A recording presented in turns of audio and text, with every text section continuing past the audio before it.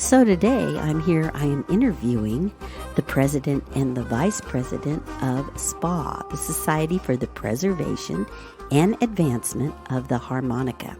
I'm talking today with Jerry Deall, the vice president, and Michael Dirth, the president, and they are going to tell us all of what is in store for you at this year's online virtual SPAH. So welcome and tell us how you're doing today. Doing very well, thank you. Can you hear me Good. okay? Yes. Yeah. Beautiful Good. day here in Colorado. Yeah, you know what? We had really hot weather and now it's in the 60s here in California, so it's kind of strange. But we'll take it. It's been strange, wet. We've been like 20 degrees cooler than Chicago. Oddly enough, we had tornadoes east of here yesterday, Oh my gosh. but it was beautiful here. It's kind of the luck of the draw, I guess, on that with the weather anymore. You take off, you just don't know. So we just came through a pandemic which locked all of us down, and a lot of things events were canceled, and you guys adjusted by last year doing it online as well as this year. So we're looking forward to that. So we're going to talk a little bit about that, and if each one of you can tell us your history with harmonica and how you ended up with such a heavy responsibility as this. Yeah, I suppose I'll start because I got involved before Jerry. We joke that it's we get voluntold, one of my favorite terms that Jerry has invented. I've been involved in running nonprofits for over 20 years. I started actually with the local Austin Hoot Club in the early 2000s with Tom Stevens, that some may know in this community. He's no longer involved in SPAH very much, although he did come to Denver a few years ago. And then from there was invited to get involved in the Kerrville Folk Festival, which has been around for almost as long as SPAH. SPAH is in its 58th year. Kerrville is coming up on 50 next year. And I ended up on the board of the nonprofit that was sitting beside the festival. And ultimately, we put the two together, and I was asked to be chairman of that organization for a number of years. One of the things that Kerrville did was put on a harmonica workshop. Roy Parnell, that many of us know, and he was the director and still is the director. I was on the board and helped make sure we had it funded and found a place to hold it and so forth. And we started bringing teachers through there. My wife, Brenda Fried, and I had been to SPAH in Dallas the first time it came close to us. And so we had some experience going to it. But over the course of the subsequent years while I was involved in Kerrville, Joe Falisco, Peter Metcalf Ruth, Winslow, and a number of others came through and said, "Boy, you could really help SPAH." And I go, "Yeah, but I'm kind of busy here." My term, they have term limits at the foundation after three-year terms. And so my term ended, and I came up to St. Louis and started talking to a number of folks and agreed to join as secretary. There's a common theme here when Jerry tells his story. And in the course of going through the next 12 months or so, I was invited by Winslow and former president Tom Stryker, Winslow Yerkser and Tom Stryker. Winslow was president at the time, to put my hat in the ring to be president of the organization. As many of you probably know, it's an elected position. Although I have to say, voting is not massive. And by the way, you should vote now because the voting is open for the next 3 years. And anyway, long story short, I got elected in there. Mike Runyon joined as vice president, and then Jerry joined as secretary. And over the course of the following 4 or 5 years, Mike needed to step back, was making some changes in their lives, moving and so forth. And so I asked Jerry if he would be willing to step in as vice president. And so for the last couple of years, we've been doing that. And we have offered to do this one more time for the next 3 years if we are so elected this coming August. Well, you definitely have my vote. So my story is not quite 20 years ago, I quit drinking and I decided I needed a hobby. So I picked up harmonica. Smart guy that I am, I picked a hobby that takes me into bars. Uh, so I started playing harmonica, and then not too long after that, I met Jason Ricci at a gig, and we had an instant connection, and we stayed in touch over a number of years. And he was the one that convinced me I should go to SPAH. And I started going to SPAH and kind of fell in love with it and fell in love with the people and started going every year. I think in the last 10 or 11 years, I've only missed it once. And that was because I was still working. 5 years ago, I retired, so I'm able to put a little more time into this. And as Michael said, Chris Richards, who was our stage manager, I know him from the Colorado area. He lives up in Greeley. And they were looking for a secretary. And he suggested to Michael to ask me. And I could not find a good enough reason to say no. And it's also something from work that I was always very good at, running meetings and taking notes and producing minutes. So I did a lot of that in my professional life. And then, as he said, when Mike Runyon stepped away, I stepped into vice president, and we found a very competent guy in Jay Hotz to take my place as secretary. And there's nothing better than finding somebody great to take your place. So he's been a real treat to have, and has taken a big load off of me so that I can concentrate on the vice president duties and help Michael a bit more putting on the convention. And we get a lot of accolades for doing it, but I got to tell you, it's a labor of love. We just love doing it. We love the community. We love the instrument. We love the vendors. We love the event. It's just, and the board. We right now have an incredible group on the SPAH board. Everybody pitches in and does a great job. So I'm just really thrilled to once again be helping out. Well, that is all the keys to your success. I've been going to SPA since 2009. That was my first event, and Jason was there, and Joe Velisco, which I had met a lot of them at David Barrett's master classes that I started going to in 1999. So I sort of knew some of them from there, and it changed my life completely in terms of viewing the harmonica. That's the impact that it had on me. And I think anybody that goes to the event and gets involved with the community and sees the love of the instrument that we have, you do become kind of an addict, you know. And I totally appreciate everything you guys do, as I'm sure many of us do. It's a huge undertaking, and you guys, it runs so smoothly, really. All of the ones I've been to, I've just been completely impressed with the work that's done there and the people that love it. And so I appreciate everything that you guys do. And now you've had to go from producing the live events to these online events. So tell us a little bit about that. I think last year was a very abrupt decision.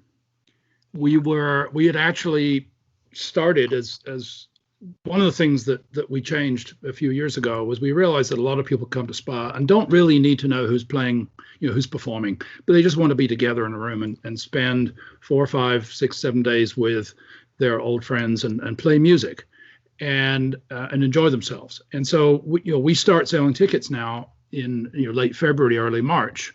And so we did that last year, and then and obviously the world changed fundamentally over the next 45 to 60 days. And Jerry and I had sort of frequent conversations. What are we going to do? We have a hotel booked. We're booking rooms. We've taken money from people to go to that convention. et cetera. And at about, Jerry, the 1st of May, I think, we kind of went, we can't do this anymore. And we've been selling updates out. And so we pulled the plug on the live event. We were very fortunate to find out that our sound team that have now been with us for 2 years and will be doing the live sound next year when we meet in Tulsa, they had some skills in being able to do what is a combination of sort of Zoom sessions for seminars and really almost TV production for the evening shows. Live MCs with recorded, last year at least, recorded performances.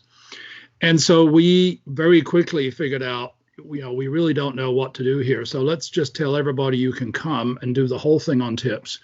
And we, quickly switched to people who were willing to do a set of seminars, one seminar every hour kind of thing, and then the evening shows for 4 evenings. And we committed a certain amount of money and said, we'll pay you, whatever money we take in over the, what we've already committed to you, we will pay in tips. And we got fabulous sponsorships from our perennial sponsors, the Eastop, Honer, Seidel, Blows Me Away, Lone Wolf, and many others.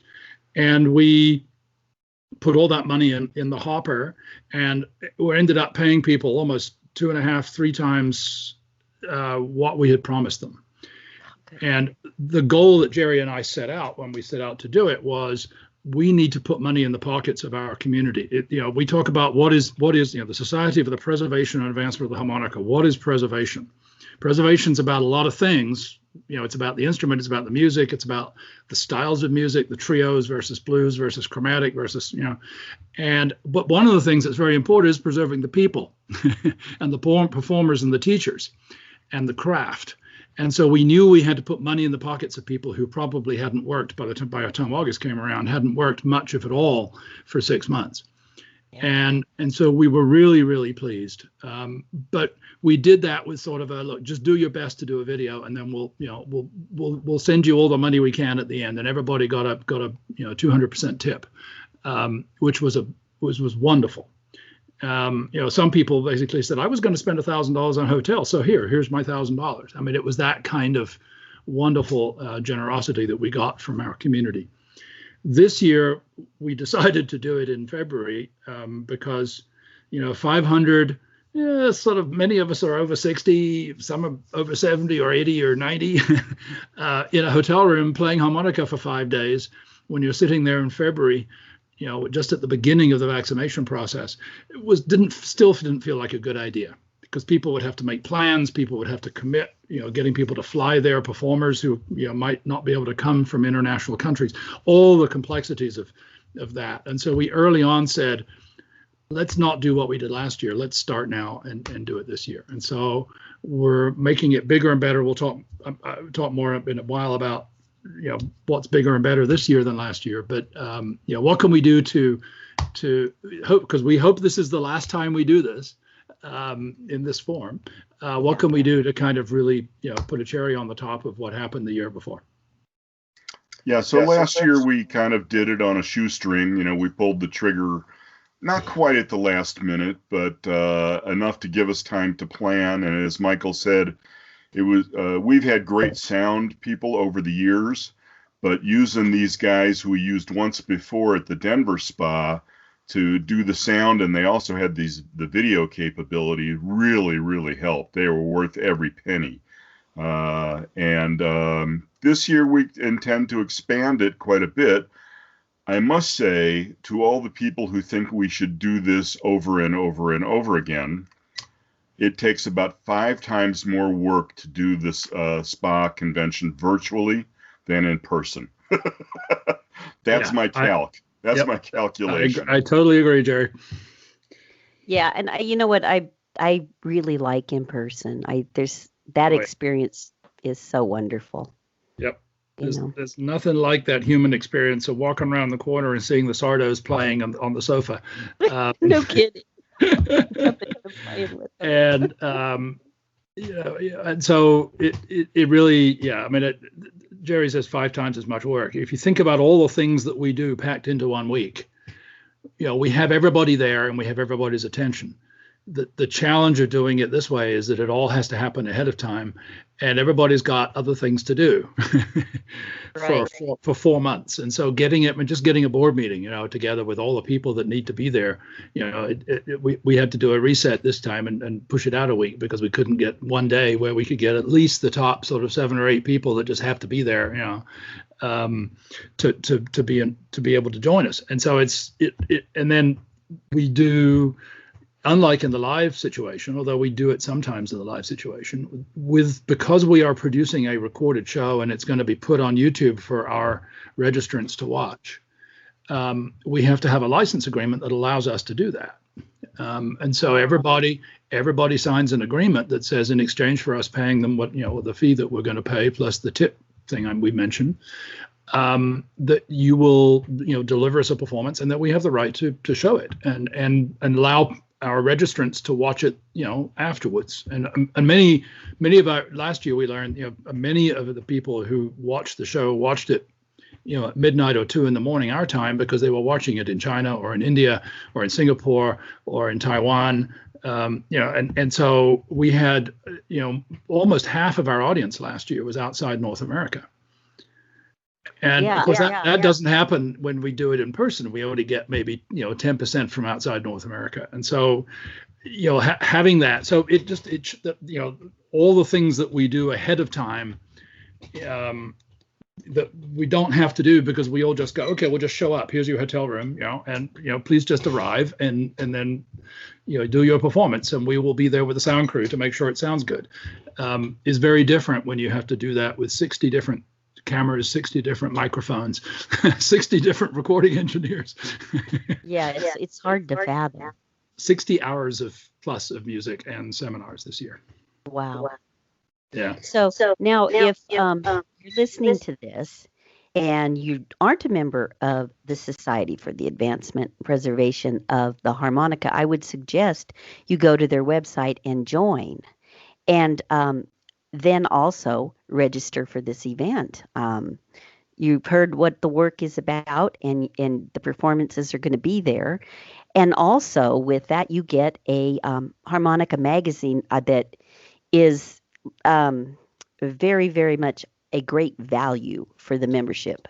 The printing alone, and I have them all the way back from when I registered and up, and I saved them forever. So just go to their website and join if you haven't. And if you are a member listening to this, then you know what to do. Register and be ready for all this work that they're tirelessly doing for us. I might also add that it's only $50 a year to join. It's only $50 a year to join. Which is pretty inexpensive considering you get 4 magazines a year and discounts from vendors, from people that sell stuff, and also a discount at the convention. Yeah, it's very much worth it. And the magazine alone, I mean, anymore you hardly get anything in print. You get an email with a PDF. But what if you're in a somewhere that you want to sit down and read a magazine and sit out on your back porch and enjoy it while you're practicing your scales and stuff, with your puppies? It's kind of the thing. I should mention, Nedra, the website is www.spah.org. Yes. And actually, just so people aren't confused, it's actually the Society for the Preservation and Advancement. My dyslexic, I probably will said it backwards, but exactly. Sometimes people call it the Prevention of the Advancement, but only when we're joking. But SPAH.org, it is $100 if you are a member. It's $200 if you're not, and it's only $50 to join. So people who know how to add would probably decide to join, get the magazine, and pay only $100 rather than pay $200. Although we'd be happy to take the $200. All of the registration money is going to our performers and our seminar presenters. And so if we sell out and sell 300 seats at this, and by the way, you can share that TV with your spouse or your significant other or your family, right? So this is per TV set, per computer screen, and all that money goes to the performers in the form of both the fees and then the tips that we pay them. And then any donations that we receive will be split 50-50 with SPAH to put money back in our coffers, because we're underwriting a lot of this obviously out of our existing cash, and 50-50 between us and the talent. So if we raise another $5,000 in donations, another $2,500 will go and spread across all of the different performers and presenters that you see here. That's fabulous. And one other very cool item you will see when you register, if I may, is a thing we're calling the goodie bag. There are a limit to the number of these. There are only 100 of them. And for $125, you get a SPAH logo a travel coffee mug. You get a convention logo stuff bag for your groceries, which everything will be put inside a box. You'll get a couple of our brand new oval stickers that look fabulous, that everybody's going to want. And this will be the only way to get them this year. You'll have to wait till next year if you want them after this.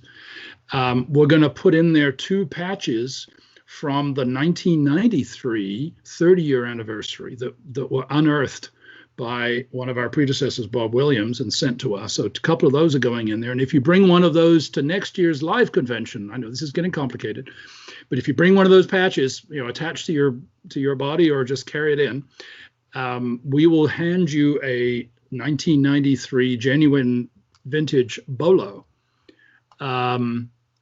That'll be at the 60th. I'm sorry, at our 60th event, which will be in 2023, not next year.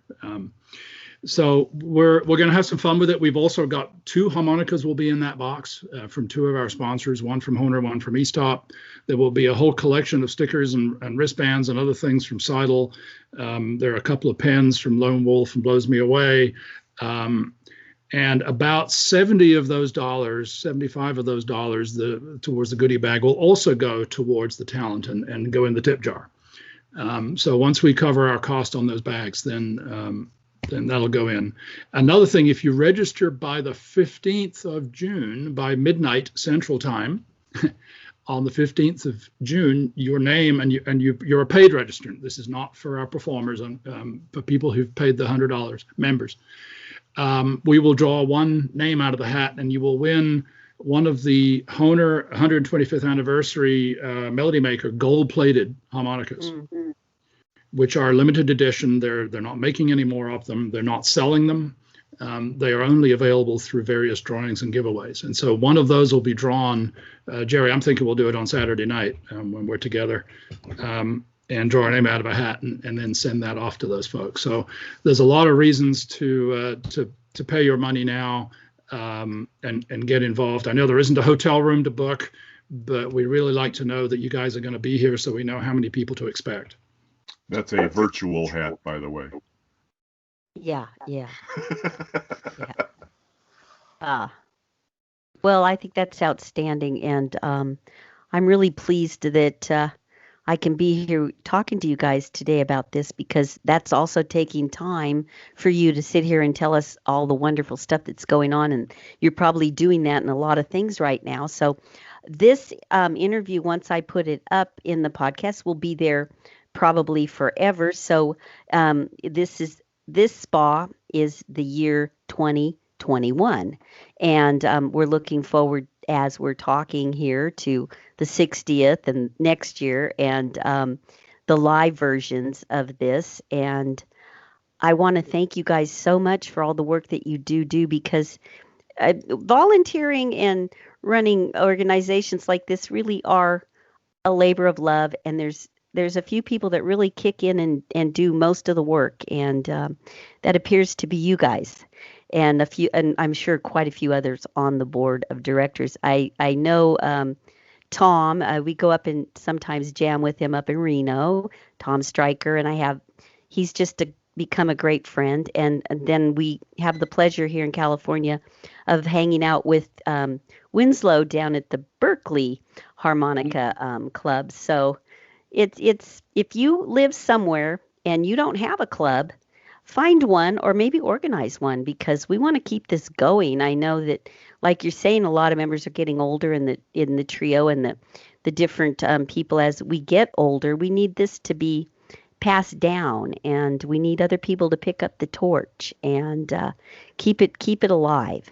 Not only is it good for your health, it's good for you mentally. It's good for everyone around you when you learn to play it correctly and you apply yourself to your instrument.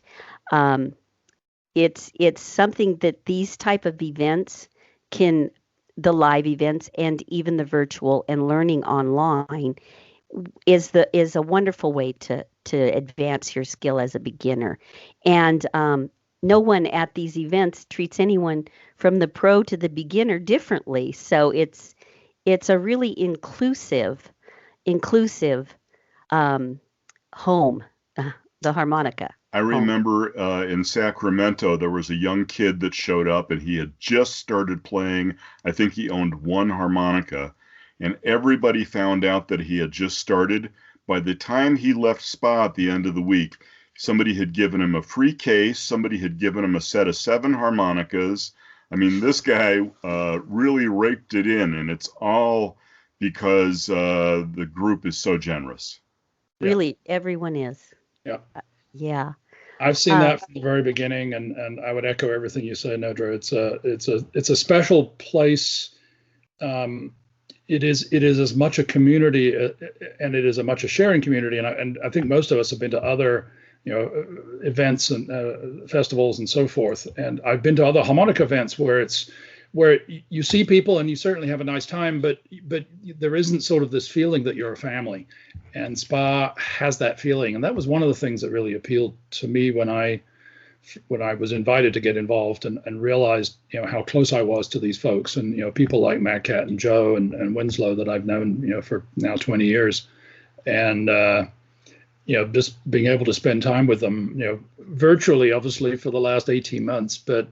And then I will also brag on Jerry. It's been an absolute pleasure to work with Jerry over the last several years, 5, I think, Jerry, something like that, 6, 5 or 6. And I think we complement each other. We both kind of chuckle. You used the term earlier. One of my terms is be careful what you're good at, because people will find out and ask you to do things that you're good at. And I think Jerry and I are both sort of.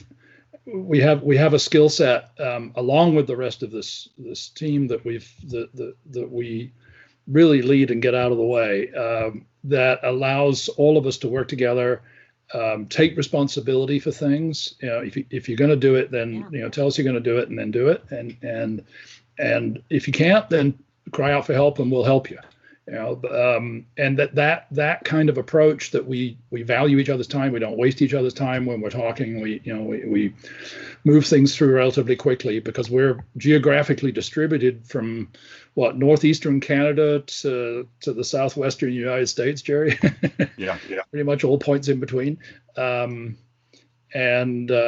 it's a blast working with Jerry and the rest of the team. And I should also do a shout out to Bruce Dunai, who's been the treasurer since I got involved and has helped make sure that we have money in the bank, and obviously the donors and members who've allowed us. We are lucky amongst nonprofits to have been able to survive this without needing cash, and in fact being able to contribute cash into the system, or risk cash, if you will, on the basis that we had a rainy day fund, and we said we're prepared to risk that if it takes that. It has not, because our members and sponsors and donors came through, but we were in a position to do that. So we knew we could just step forward and do it, and that nothing bad would happen, even if we had to do it all ourselves. And obviously that isn't the way it played out. It was a huge team effort. So kudos to everybody who made it happen. And I think, the other thing I was going to mention, if I may, in addition, because we talked about old people and that our age group tends to be a little on the older edge. As I think many people know, we have a strong youth program. Last year, we really didn't have time, because of all the challenges, to pull together a youth event. This year, we have 6 young people who will be performing. on what we have started calling over the last few years the founder stage. So sort of a little earlier in the afternoon on a Friday evening. And some of those are from India, from China, one from the US, one from Brazil, which is really exciting. We hope they'll all be able to join us next year in person. And sorry, that's on Saturday. My apologies. On Tuesday night, we are also bringing back the Blues Blow-Off, and you'll see when you register, there's an additional $15 ticket for what will be a wonderful Blues Blow-Off hosted by Mark Hummel, who many know did the Blow-Off many years ago before Christopher Richards and Jason got involved.